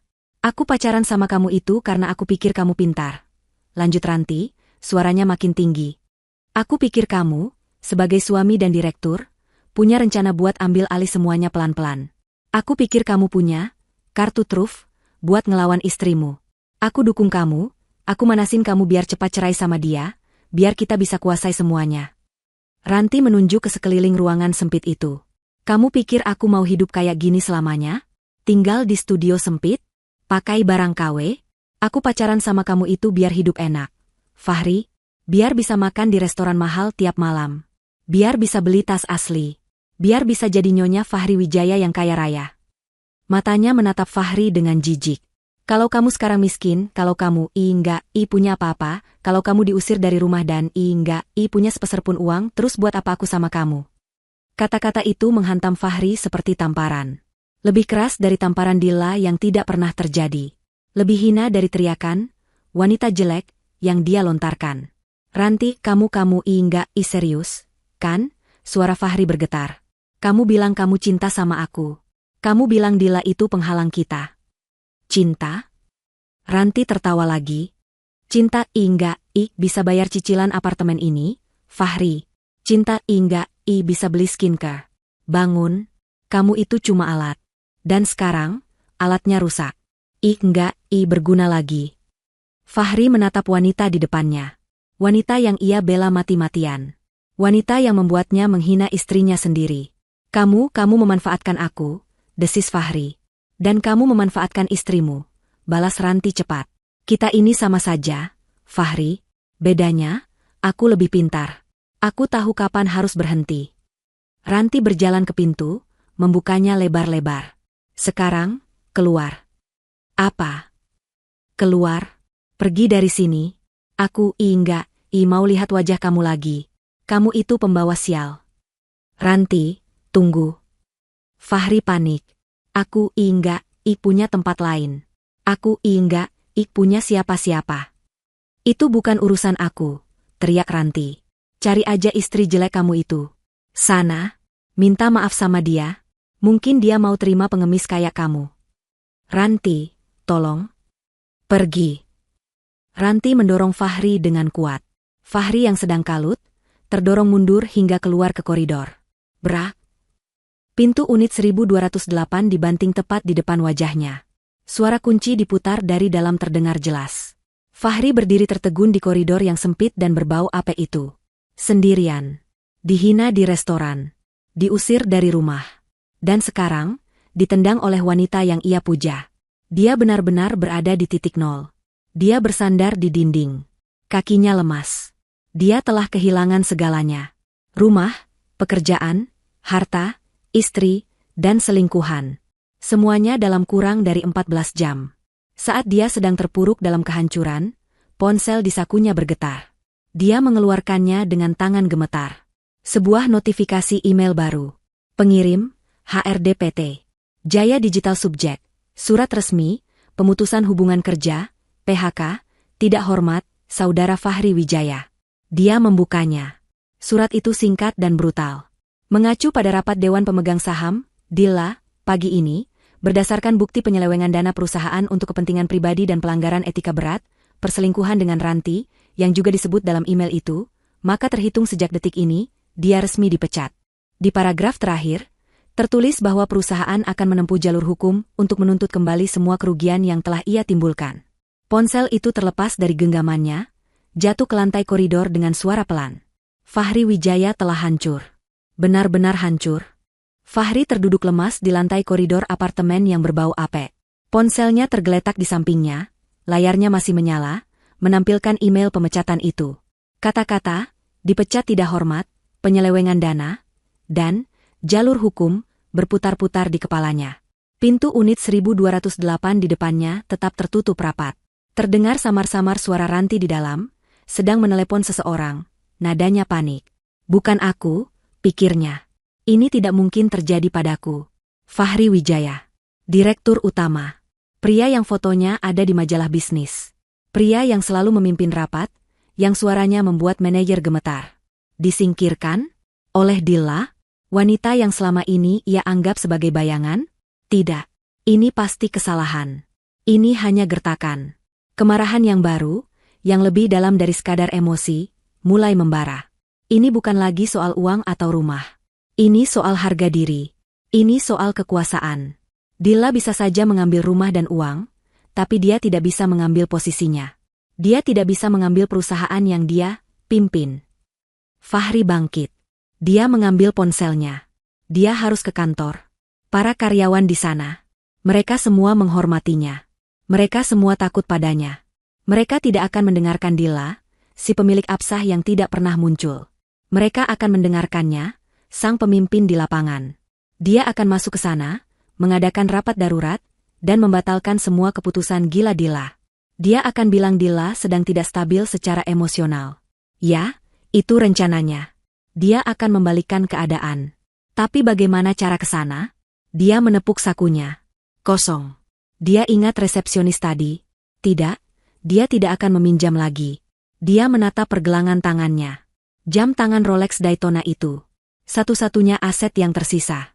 Hadiah dari Dilla. Ironis. Dia tidak akan menggadaikannya. Dia akan menjualnya. Dia tidak butuh jaminan, dia butuh modal perang. Fahri berjalan keluar dari gedung apartemen kumuh itu. Dia merasa setiap mata menatapnya, pria berjas kusut dengan tatapan gila. Dia menyetop taksi. Antar saya ke area pertokoan jam mewah. Blok M, katanya pada sopir. Sopir taksi menatapnya ragu. Bayar pakai apa, Pak? Kelihatannya lagi. Saya bayar pakai ini. Fahri melepas jam tangannya, mengacungkannya. Saya mau jual ini. Antar saya ke sana, saya kasih kamu komisi 500.000. Mata sopir taksi itu melebar. Dia mengangguk. Siap, Pak. Perjalanan terasa cepat. Otak Fahri menyusun pidato yang akan ia sampaikan di lobi kantor. Dia akan mengekspos Dilla. Dia akan merebut kembali apa yang menjadi miliknya. Dia tiba di sebuah toko jam bekas yang kelihatannya cukup ramai. Dia masuk. Pemilik toko, seorang pria Tionghoa Parubaya, sedang memeriksa jam lain. Saya mau jual ini, kata Fahri, meletakkan Rolex itu di atas meja kaca. Cepat. Saya butuh uang tunai sekarang. Pemilik toko itu mengambil kacamatanya, mengambil jam itu. Dia memeriksanya dengan teliti. Membuka tali pengaitnya, melihat nomor seri, menimbangnya. Barang bagus, Pak, katanya. Lengkap surat-suratnya? Saya tidak bawa suratnya. Itu di rumah. Saya butuh uang cepat. Berapa Anda berani? Pria itu menatap Fahri dari atas ke bawah. Jas kusut, wajah panik. Dia tahu posisi tawarnya tinggi. Tanpa surat, saya anggap batangan. Paling 70 juta. Apa? Teriak Fahri. Jam ini harganya 200 juta lebih. Anda mau merampok saya? Pasaran batangan begitu, Pak. Apalagi Bapak kelihatannya butuh cepat. Saya ambil risiko ini jam curian atau bukan. 70 juta, tunai. Mau atau tidak? Fahri menggertakkan giginya. 70 juta. Itu penghinaan. Tapi dia butuh uang itu. Baik. Berikan uangnya. 15 menit kemudian, Fahri keluar dari toko dengan tas kertas berisi tumpukan uang tunai 70 juta rupiah. Pergelangan tangannya terasa aneh, ringan dan kosong. Tapi sakunya terasa berat. Dia merasa berkuasa lagi. Uang adalah kuasa. Dia menyetop taksi lain, taksi premium. Kali ini dia bayar di muka. Ke gedung PT Jaya Digital. Cepat. Dia membayar sopir taksi pertama yang menunggunya, memberinya komisi yang dijanjikan. Saat mobil melaju membelah kemacetan Jakarta, Fahri merapikan jasnya. Dia menyisir rambutnya ke belakang dengan jari. Dia mungkin kusut, tapi dia membawa uang 70 juta. Dia masih seorang raja. Taksi berhenti di depan lobi megah PT Jaya Digital. Gedungnya, dia melangkah keluar. Udara AC yang dingin langsung menyambutnya. Aroma kopi mahal dan parfum khas lobi itu tercium. Ini adalah wilayah kekuasaannya. Dia berjalan tegap, dagunya terangkat, melewati pintu kaca otomatis.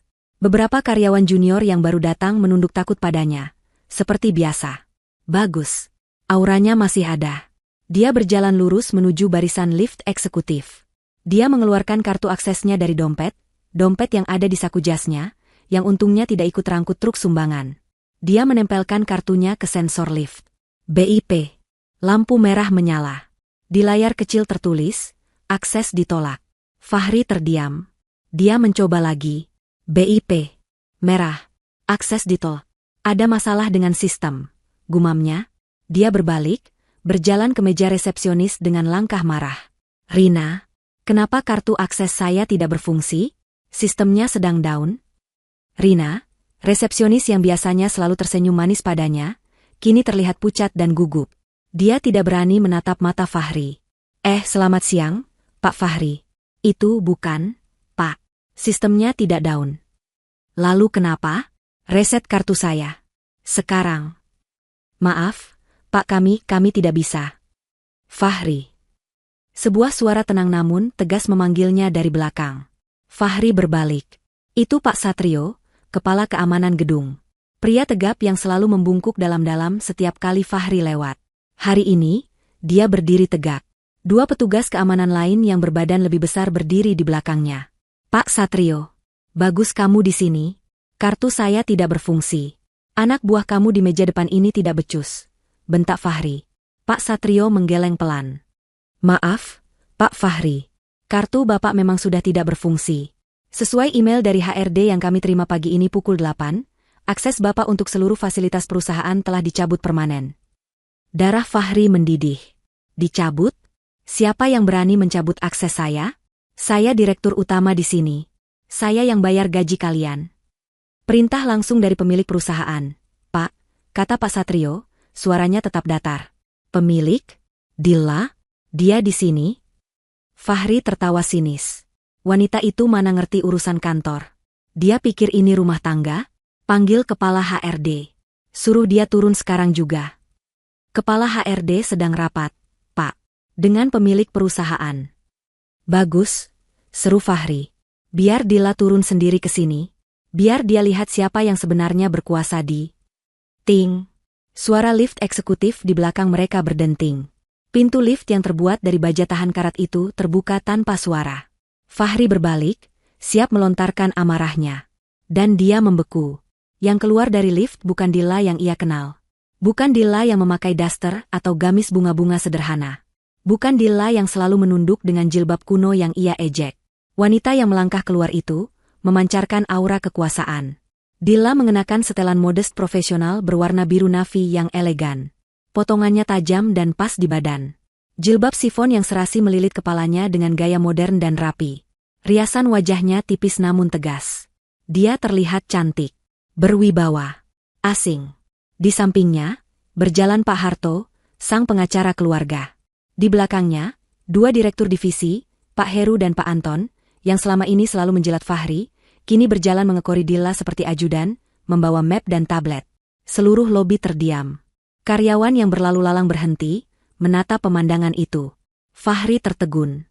Dilla? Suaranya keluar seperti bisikan. Rombongan kecil itu berhenti beberapa langkah di depannya. Mata Dilla menatap lurus ke arah Fahri. Tatapannya dingin.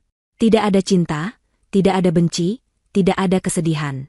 Hanya tatapan seorang atasan pada masalah yang harus dibereskan. Pak Satrio, suara Dilla terdengar jelas, tenang, dan bergema di lobi yang hening. Saya sudah instruksikan pagi tadi. Perusahaan ini sudah bersih. Kenapa? Sampah, ini masih ada di lobi. Sampah. Kata itu menusuk harga diri Fahri lebih dalam dari pisau manapun. Ini penghinaan di depan umum. Di istananya sendiri. Dilla, raung Fahri, wajahnya merah padam. Berani kamu bilang begitu padaku? Kamu pikir kamu siapa? Dilla sedikit memiringkan kepalanya, ekspresinya tidak berubah. Maaf. Anda siapa, ya? Fahri terbelalak. Apa maksudmu? Ini aku, Fahri, suamimu. Dilla tersenyum tipis. Senyum yang sama persis seperti di restoran semalam. Senyum yang kini Fahri sadari adalah senyum kemenangan. Oh, maaf. Saya koreksi, kata Dilla. Pertama, Anda mantan suami. Surat gugatan sudah didaftarkan pagi ini. Kedua, Anda mantan karyawan. Yang baru saja dipecat secara tidak hormat karena korupsi dan penyelewengan dana. Dilla menoleh ke Pak Satrio. Nadanya kini berubah tajam, penuh perintah. Pak Satrio, saya tidak mau lihat orang ini lagi di properti saya. Tolong keluarkan dia. Dilla, jaga mulutmu. Kamu tidak bisa lakukan ini padaku. Aku yang bangun perusahaan ini. Fahri mulai maju, Jarinya menunjuk-nunjuk. Anda tidak membangun apapun. Sela Pak Harto, sang pengacara. Anda hanya boneka yang digaji dari keringat istri Anda. Dan sekarang, talinya sudah diputus.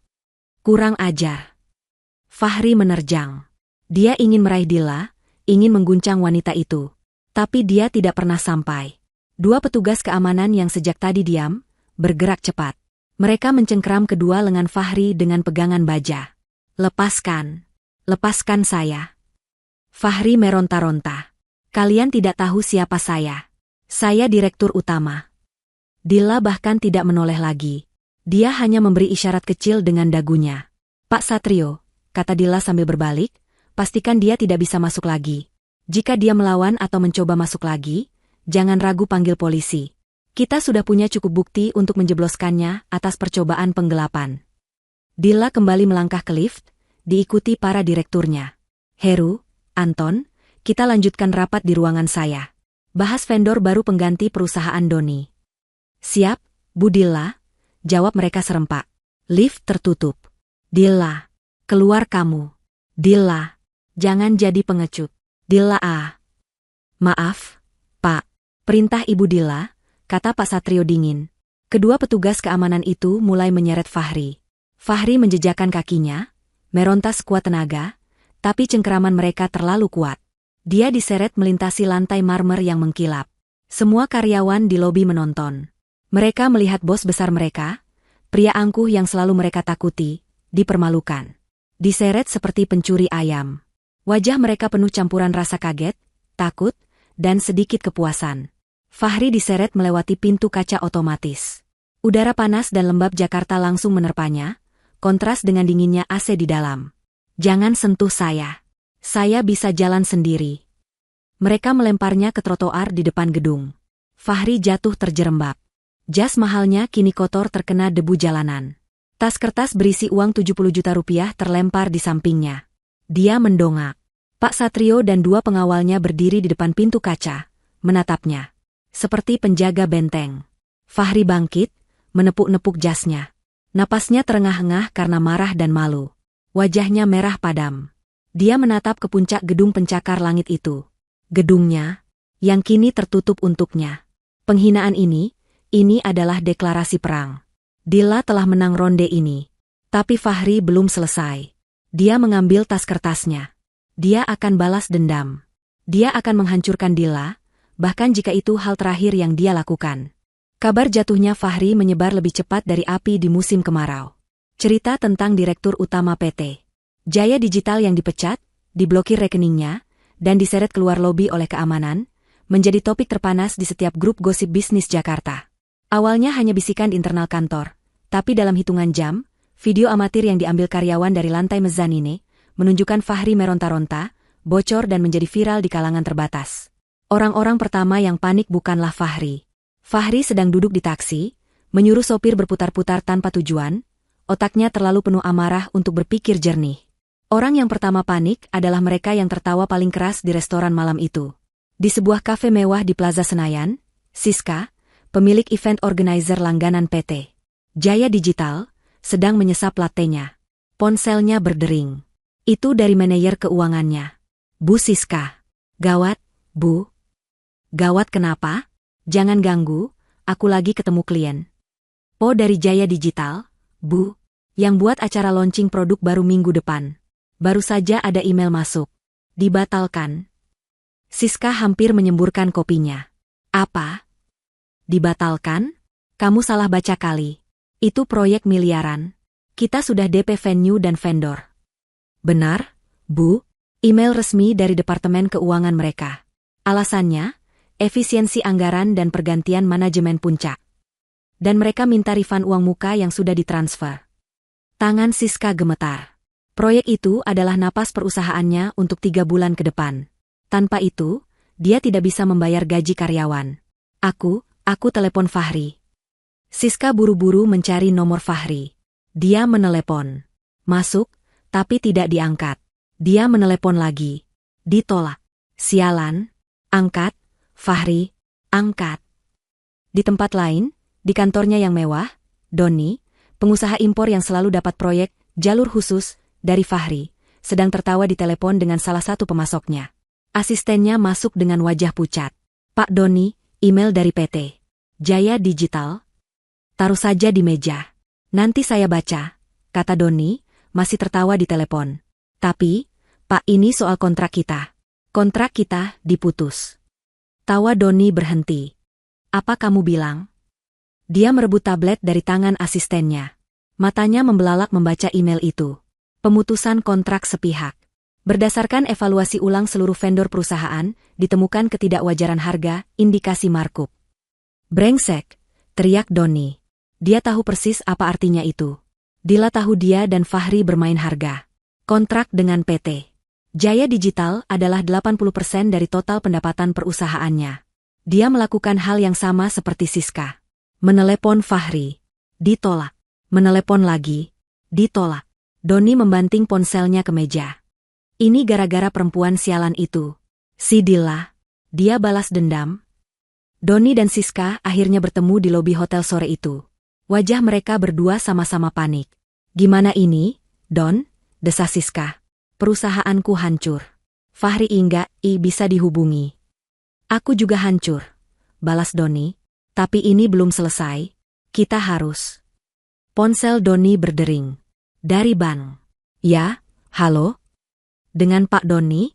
Kami dari Bank Mandiri. Kami menelepon terkait fasilitas kredit bisnis Bapak. Kami baru dapat kabar bahwa kontrak utama Bapak dengan PT Jaya Digital telah diputus. Sesuai perjanjian, jaminan pinjaman Bapak adalah kontrak tersebut. Dengan putusnya kontrak itu, Bapak dalam status default." Dunia Doni seakan runtuh. Tunggu, itu cuma sementara. Akan ada kontrak baru." "Maaf, Pak. Kami harus membekukan rekening perusahaan Bapak dan akan segera memulai proses penyitaan aset jaminan rumah Bapak atas nama pinjaman perusahaan." Doni terduduk lemas di sofa lobi. Siska melihatnya. "Ada apa lagi, Don?" "Selesai," bisik Doni. "Hidupku selesai." Sementara itu, di kantor PT Jaya Digital, Ranti sedang merapikan riasannya di toilet. Dia mendengar gosip tentang Fahri diseret keluar. Dia sedikit takut, tapi juga merasa ini kesempatannya. Fahri sudah tidak ada. Sekarang dia bisa mendekati direktur lain. Atau mungkin, dia bisa berpura-pura menjadi korban Fahri dan mengambil hati si pemilik baru, Dila. Dia meremehkan Dila, menganggapnya wanita bodoh yang baru beruntung. Dia kembali ke mejanya. Lampu di teleponnya berkedip. Panggilan dari HRD. "Ranti, ke ruangan saya. Sekarang." Ranti berjalan santai ke ruang HRD. Dia masuk dengan senyum percaya diri. "Ya, Bu, ada yang bisa saya bantu?" Di dalam ruangan, sudah ada Bu Indah, Kepala HRD, dan Pak Harto, pengacara Dila. Suasananya dingin. "Silakan duduk, Ranti," kata Bu Indah. Bu Indah tidak basa-basi. "Ranti, Anda dipecat. Efektif detik ini juga." Senyum Ranti luntur. "Apa? Dipecat? Kenapa? Saya kerja bagus. Penjualan saya selalu capai target." Pak Harto mendorong sebuah map tebal ke seberang meja. "Kami tidak membicarakan kinerja penjualan Anda. Kami membicarakan ini." Ranti membukanya. Itu adalah salinan rekening koran, rekening perusahaan, dan rekening pribadinya. Ada puluhan transfer dari rekening PT Jaya Digital yang disetujui oleh Fahri ke rekening pribadi Ranti. Jumlahnya bervariasi. 5 juta, 10 juta, 20 juta. Totalnya, selama 6 bulan terakhir, mencapai 300 juta rupiah. Keterangannya selalu, biaya representasi tambahan, atau bonus kinerja khusus. Wajah Ranti pucat pasi. Uang itu sudah habis. Untuk membayar cicilan apartemennya yang ternyata sewa mahal, dia bohong pada Fahri, untuk tas-tas KW super agar terlihat kaya, untuk traktir teman-teman sosialitanya. Ini bonus dari Pak Fahri." Elak Ranti, suaranya gemetar. "Bonus macam apa yang ditransfer diam-diam tanpa sepengetahuan HRD dan Dewan Direksi?" Sela Pak Harto dingin.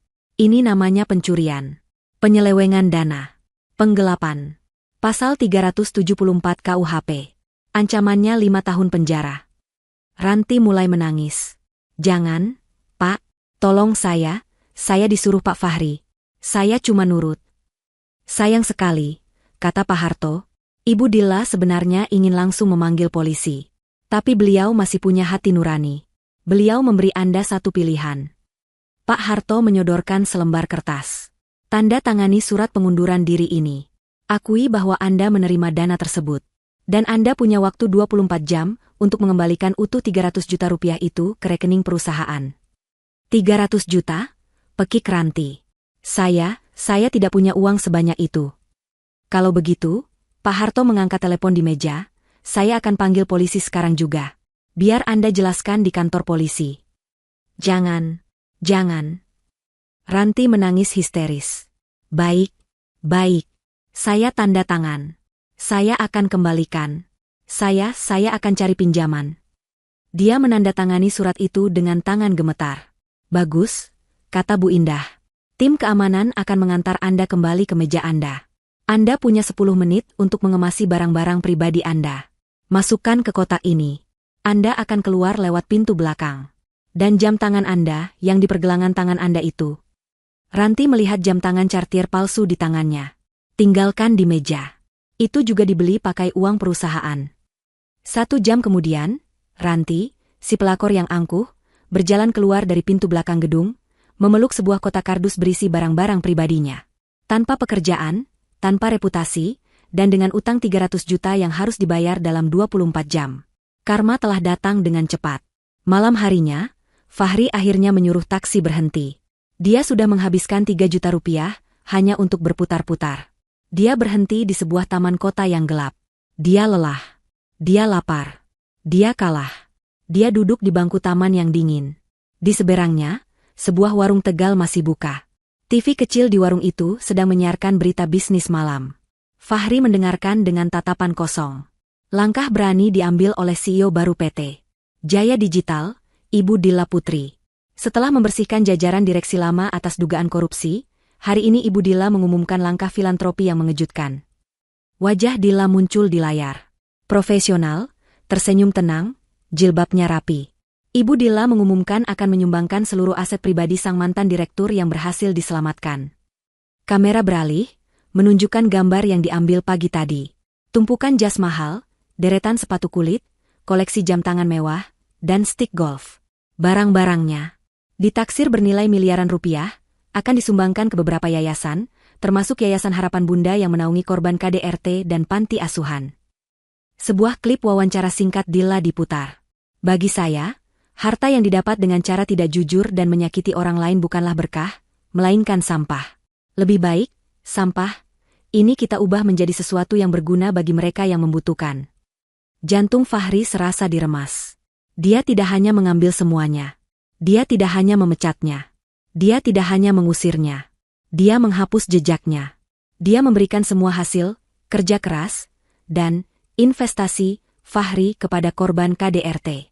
Dia membuat Fahri terlihat seperti monster di mata publik. Sementara dia menjadi malaikat. Fahri menunduk. Dia melihat setelan jasnya yang kusut dan kotor. Dia melihat tas kertas berisi uang tunai di sampingnya. Uang hasil menjual satu-satunya barang yang tersisa. Dia telah kehilangan segalanya. Rumah, harta, pekerjaan, reputasi, istri, selingkuhan, teman. Dia kini benar-benar sendirian. Duduk di bangku taman, seperti gelandangan. Rasa marah yang tadi membara, kini padam. Digantikan oleh sesuatu yang jauh lebih dingin dan gelap. Keputusasaan. Dia hancur. Benar-benar hancur. 2 bulan berlalu. Jakarta sudah melupakan skandal kecil Fahri Wijaya. Dunia bisnis terus berputar, dan bintang baru kini telah bersinar. Bintang itu bernama Dilla Putri. Wajah Dilla, dalam balutan jilbab profesional yang elegan, kini rutin menghiasi majalah-majalah bisnis. Sang arsitek di balik layar, begitu salah satu judul artikel menyebutnya. Wanita yang mengambil kembali tahtanya. PT Jaya Digital, di bawah kendali penuhnya, melesat. Dilla memotong semua, lemak, vendor-vendor titipan Fahri, proyek-proyek pamer yang tidak menguntungkan, dan fokus pada inovasi inti. Dalam 2 bulan, dia berhasil menandatangani 2 kontrak besar dengan klien multinasional. Malam itu, Dilla berada di tempat yang sangat ia kenal. Restoran mewah yang sama dari bab 1. Tempat di mana dia pernah dihina dan diinjak-injak. Tapi malam ini, dia tidak datang sebagai istri yang ketakutan. Dia datang sebagai CEO. Dia duduk di meja terbaik di restoran itu, meja yang sama persis di dekat jendela. Dia tidak duduk bersama Fahri dan teman-teman palsunya. Dia duduk bersama Tuan Nakamura dan Tuan Tanaka, dua investor besar dari Jepang. Mereka sedang dalam tahap akhir negosiasi untuk menyuntikkan dana ratusan miliar ke perusahaan Dilla. Dilla tampil memukau. Dia mengenakan setelan celana panjang berwarna putih gading, dipadukan dengan blus sutra dan jilbab berwarna mocha yang serasi. Dia berbicara dengan fasih, menjelaskan proyeksi bisnisnya. Sesekali dia tertawa kecil, tawa percaya diri yang membuat kedua investor itu mengangguk-angguk kagum. Dia telah berubah. Rasa sakit malam itu telah menempa baja dalam dirinya. Dia bukan lagi Dilla yang menunduk. Dia adalah Dilla yang menatap lurus ke depan. Di sisi lain Jakarta, di sebuah kamar kos sempit dan bau di daerah kumuh, Fahri terbangun. Dia tidur di atas kasur tipis di lantai. Uang 70 juta rupiah, hasil menjual jamnya telah habis. Habis untuk menyewa kamar kos berpindah-pindah, habis untuk minum-minum setiap malam, mencoba melupakan kenyataan. Dia belum makan seharian. Perutnya perih. Jas yang ia pakai saat diseret keluar dari kantornya, tergantung di paku di dinding. Kini kotor dan robek di beberapa bagian. Itu satu-satunya setelan yang ia punya. Malam ini, rasa laparnya mengalahkan rasa malunya. Dia harus makan. Dia merogoh semua kantong celananya. Kosong. Dia memeriksa laci meja butut. Hanya ada beberapa koin 200 perak. Dia putus asa. Dia teringat restoran mewah itu. Restoran tempat dia terakhir kali merasa berkuasa. Dia tidak tahu kenapa, tapi kakinya seolah bergerak sendiri ke sana. Mungkin dia bisa mengemis di depan restoran itu. Mengharapkan belas kasihan dari tamu-tamu kaya. Betapa jatuhnya dia. Dia berjalan kaki berjam-jam. Menyusuri trotoar, diabaikan oleh dunia. Akhirnya, dia sampai. Dia berdiri di seberang jalan, memandangi cahaya keemasan restoran itu. Dan dia melihatnya. Di meja dekat jendela. Duduk seorang wanita. Cantik, elegan, berkuasa. Wanita itu tertawa. Fahri menyipitkan matanya. Jantungnya serasa berhenti. Dilla? Itu Dilla. Istrinya. Tapi, bukan istrinya. Wanita itu tampak seperti bintang film. Dia tampak bahagia. Dia tampak kaya. Dia tampak sempurna. Tanpa dirinya. Sesuatu dalam pikiran Fahri putus. Semua kemarahan, kebencian, dan penyangkalannya selama ini, lenyap. Digantikan oleh satu perasaan yang melumpuhkan, penyesalan. Dia salah. Dia salah besar. Dilla adalah tambang emasnya, dan dia telah membuangnya demi batu kerikil. Dia tidak buta. Dilla cantik. Dia hanya terlalu bodoh untuk melihatnya. Dia harus mendapatkannya kembali. Dia tidak peduli lagi dengan harga diri. Dia tidak peduli dengan tatapan orang. Dia berlari menyeberang jalan, tidak peduli klakson mobil yang memekik. Pelayan di pintu depan mencoba menahannya. Maaf, Pak. Bapak tidak bisa masuk dengan pakaian seperti itu. Fahri, dengan sisa tenaga terakhirnya, mendorong pelayan itu hingga tersungkur. Minggir.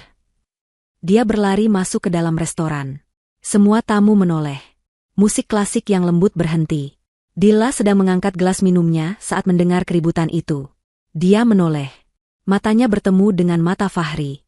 Fahri berhenti di depan meja Dilla. Dia kotor. Rambutnya gimbal tak terurus. Janggutnya panjang dan berantakan. Dia bau. Sangat bau. Tuan Nakamura dan Tuan Tanaka menatap pria gelandangan itu dengan kaget dan jijik. Dilla. Bisik Fahri, suaranya parau. Lalu, di depan semua orang, di depan para investor, di depan tamu-tamu kelas atas, Fahri Wijaya melakukan hal yang tak terbayangkan. Dia bersujud. Dia menjatuhkan dirinya ke lantai marmer yang dingin, memeluk kaki Dilla. Dia menangis. Tangisan yang kencang dan menyedihkan. Dilla, maafkan Mas. Maafkan Mas. Sayang, teriaknya histeris. Dilla menarik kakinya dengan cepat, seolah baru saja menyentuh sesuatu yang menjijikan. Mas salah. Mas hilaf. Mas dibutakan sama Ranti. Dia iblis, Dilla. Dia yang meracuni Mas. Mas cinta sama kamu, Dilla. Cuma kamu. Para tamu di restoran itu ternganga. Beberapa mulai merekam dengan ponsel mereka. Tolong, Dilla terima Mas kembali. Isaknya, wajahnya menempel di lantai. Mas enggak, ibunya siapa-siapa lagi. Ibu. Ibu pasti sedih lihat kita begini. Demi ibu, Dilla, demi masa lalu kita. Mas janji Mas akan berubah. Mas akan jadi suami yang baik. Mas akan sembah kamu, Dilla, tolong. Dilla memandangnya. Dia memandang pria yang menangis di kakinya. Pria yang sama yang beberapa bulan lalu meneriakinya, wanita jelek. Pria yang sama yang menepis tangannya. Tidak ada rasa kasihan di mata Dilla. Tidak ada kemarahan. Tidak ada cinta yang tersisa. Yang ada hanya rasa lelah. Rasa jijik yang dingin. Manajer restoran berlari tergopoh-gopoh. Ibu Dilla, maaf kami. Dilla mengangkat satu tangannya dengan tenang. Gerakan itu menghentikan ucapan manajer dan juga isak tangis Fahri. Fahri mendongak, matanya penuh air mata, mengharapkan satu kata pengampunan. Dilla bahkan tidak menoleh padanya. Dia menatap lurus ke arah manajer restoran. Suaranya dingin, jernih, dan penuh otoritas. Pak manajer, katanya, tolong panggil keamanan. Jantung Fahri serasa copot. Ada pengemis yang mengganggu tamu-tamu saya. Lanjut Dilla, suaranya setajam es. Cepat, sebelum dia merusak selera makan kami. Fahri membeku. Pengemis?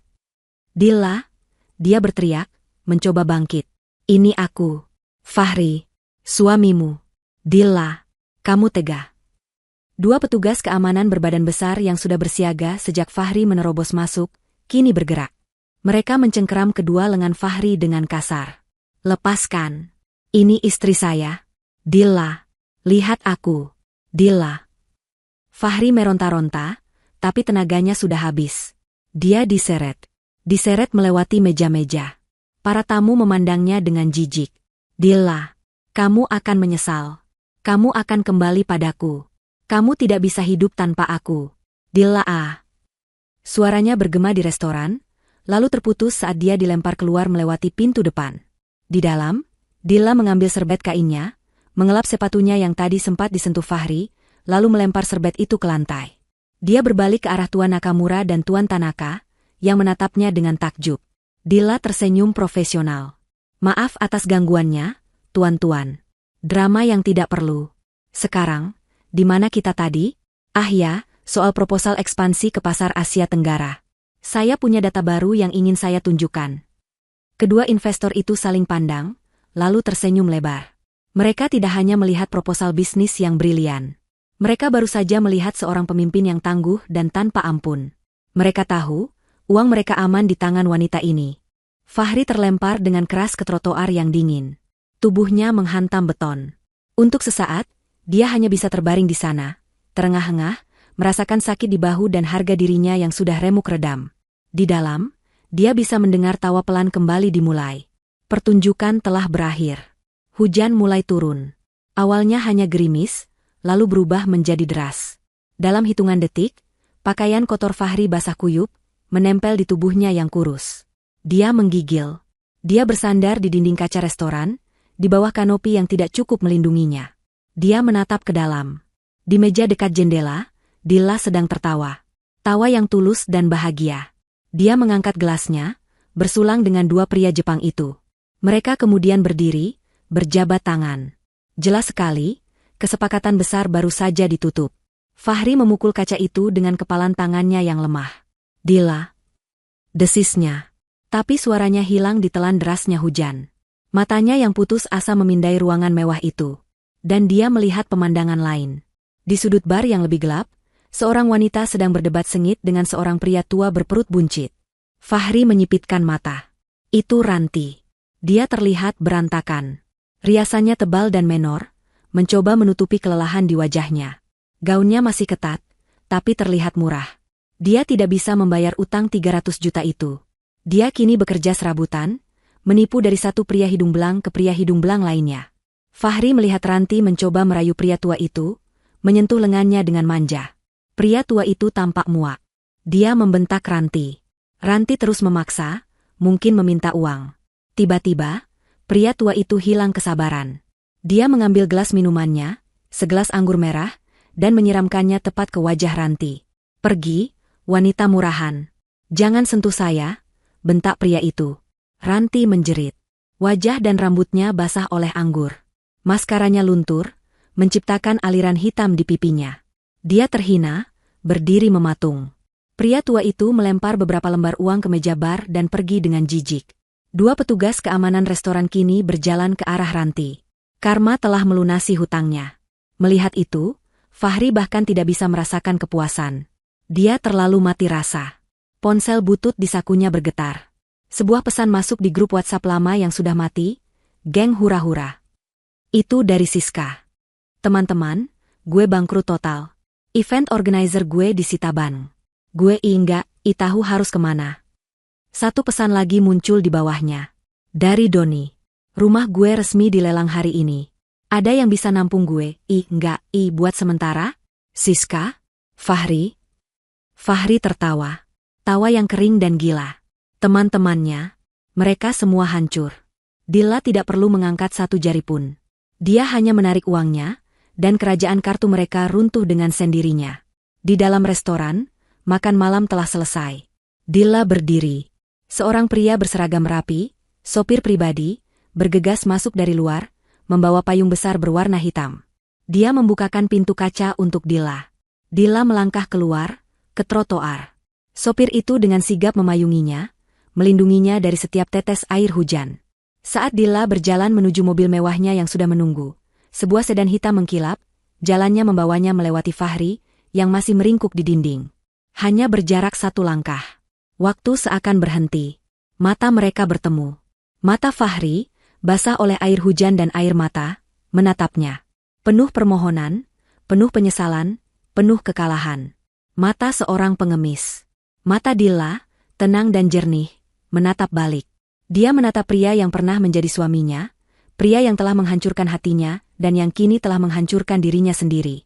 Tidak ada kebencian di mata Dilla. Tidak ada kemarahan. Tidak ada kemenangan. Dan yang paling menyakitkan bagi Fahri, tidak ada cinta. Hanya tatapan kosong. Seolah menatap orang asing. Seolah menatap debu di jalanan.